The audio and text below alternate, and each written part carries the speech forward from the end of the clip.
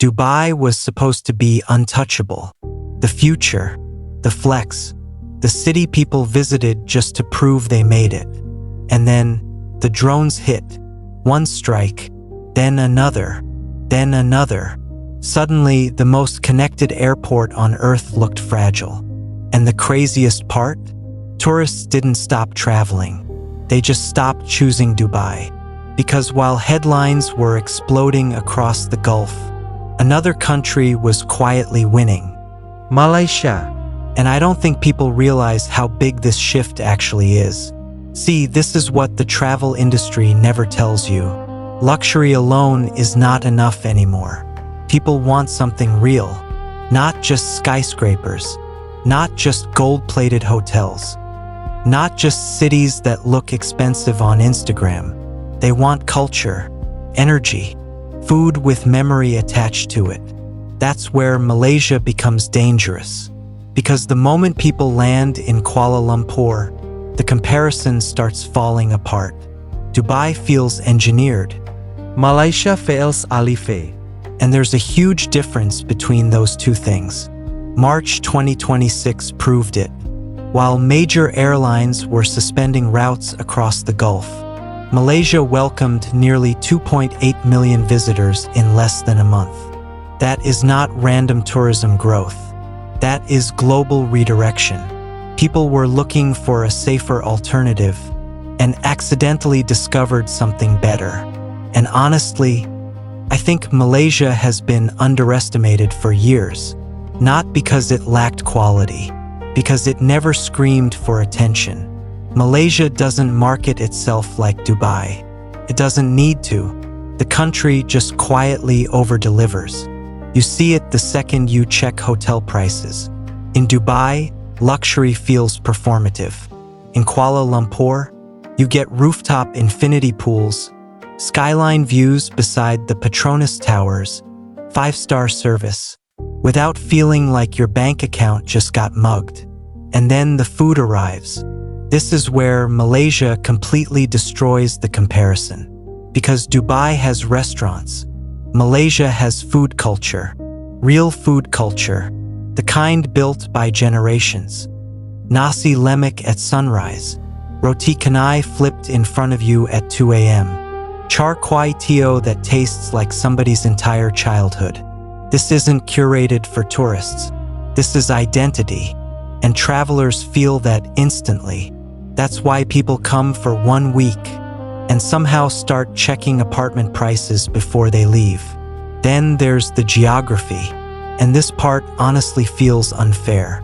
Rainforests older than the Amazon, tropical islands that look fake in photos, cool highlands an hour away from futuristic city centers.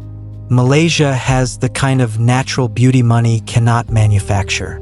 Dubai tried building islands shaped like palm trees. Malaysia woke up already beautiful. And here's the part nobody expected. The infrastructure shocks people the most. A lot of Western tourists arrive expecting developing country chaos. Then they land in KLIA. Clean, modern, efficient. The trains work. The highways work. The airports work. Meanwhile, some major Western cities still struggle with problems Malaysia solved years ago. That surprise becomes part of the experience. And once travelers experience that combination, modern city, deep culture, insane food, affordable luxury, natural beauty, stability, they stop asking, why Malaysia? They start asking, why didn't anyone tell me sooner? That's the real story happening right now. This isn't just about Dubai losing momentum. This is about Southeast Asia rising. And Malaysia sits right in the middle of that rise. Not loud, not desperate for validation, just quietly becoming impossible to ignore. Honestly, I think that's why this country hits people emotionally. Malaysia doesn't try too hard. It just feels human. And in a world full of destinations designed to impress you, that feeling is becoming priceless. For years, Malaysia was the backup plan. Now, I think it's becoming the first choice. And the scary part? Most of the world still hasn't caught on yet.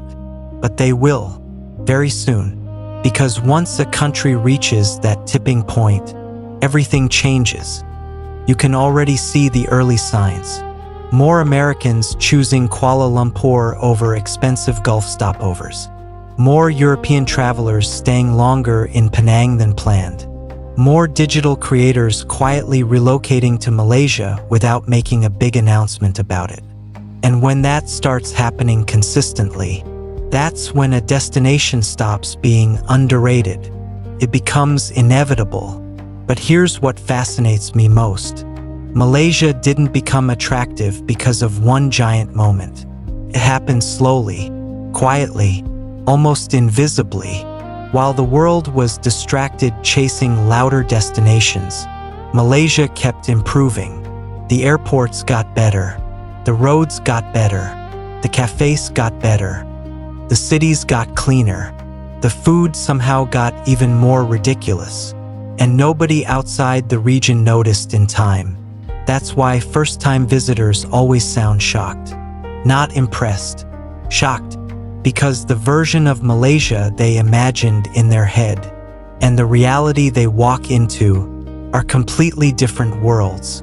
I've seen travelers land expecting cheap Southeast Asia. Then suddenly they're standing inside Bukit Bintang at midnight, surrounded by skyscrapers, rooftop lounges, Korean cafes, luxury malls, street food, mosques, temples, and people from every background imaginable. And that's when it hits them. Malaysia isn't trying to become international. Malaysia already is. That multicultural energy changes everything. You hear different languages in one train ride. You eat Chinese food for lunch, Indian food for dinner, Malay food at midnight. And somehow it all feels natural, not forced, not staged for tourism. Real. That authenticity is becoming rare now. A lot of modern cities feel polished but emotionally empty. Malaysia still has soul, and tourists can feel that immediately, especially after spending time in destinations built almost entirely around image. Because eventually, image alone wears off. People start craving places that actually feel alive. That's why so many visitors become emotionally attached to Malaysia faster than they expect. It sneaks up on them. One minute it's just a vacation. Next minute they're saying things like, "I could actually live here," and that sentence changes everything. Because tourists spend money, but emotional connection, that builds loyalty, that builds reputation, that builds global influence over time. And I honestly believe Malaysia is entering that phase right now.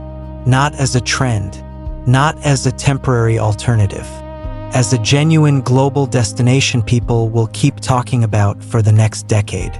The kind of place people discover once, and then spend years trying to return to. And the craziest part? Most of the world still thinks Thailand dominates Southeast Asia tourism conversations. But quietly, very quietly, Malaysia is catching up in ways people are not paying attention to yet. And when the world finally notices the full picture, that's when this entire region changes forever. Because tourism is never just about tourism. It's about perception. The moment people start viewing a country differently, investment follows, business follows, attention follows. And Malaysia is starting to benefit from something incredibly powerful. Positive surprise. That is one of the strongest forces on Earth. When expectations are low and reality is high, people talk. A lot. That's why Malaysia spreads through word of mouth faster than expensive marketing campaigns ever could. One traveler posts the skyline. Another posts the food. Another posts the islands. Another posts their apartment rent compared to London or Dubai. And suddenly millions of people start asking the same question. Wait, Malaysia looks like that. That reaction matters more than people realize.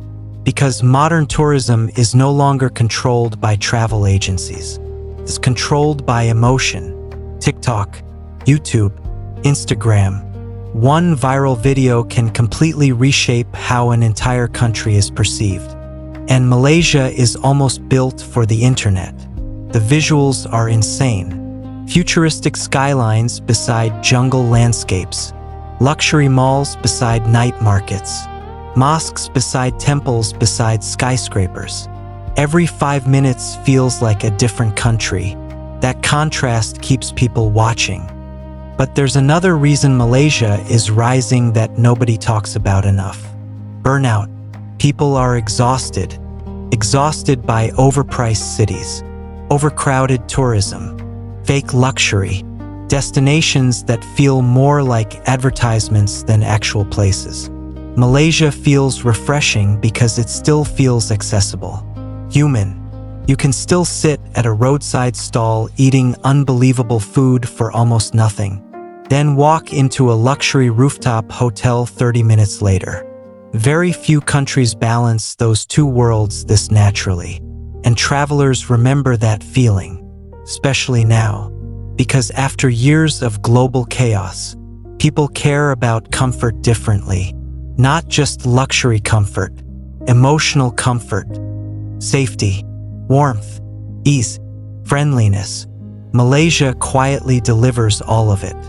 And the more unstable the world becomes, the more valuable those things become. That's why I don't think this is a temporary tourism spike. I think we're watching a global repositioning happen in real time. The travel map is changing. The old dream destinations are no longer guaranteed forever. Some places peak. Some places fade. Some places rise when nobody expects it. And right now, Malaysia feels like a country entering its global era. Not through hype, through consistency. That's the difference. Anybody can go viral once. Very few countries can make millions of people leave saying, "I need to come back." Malaysia can. And once a country creates that feeling consistently, it becomes extremely hard to stop. Which makes me wonder something.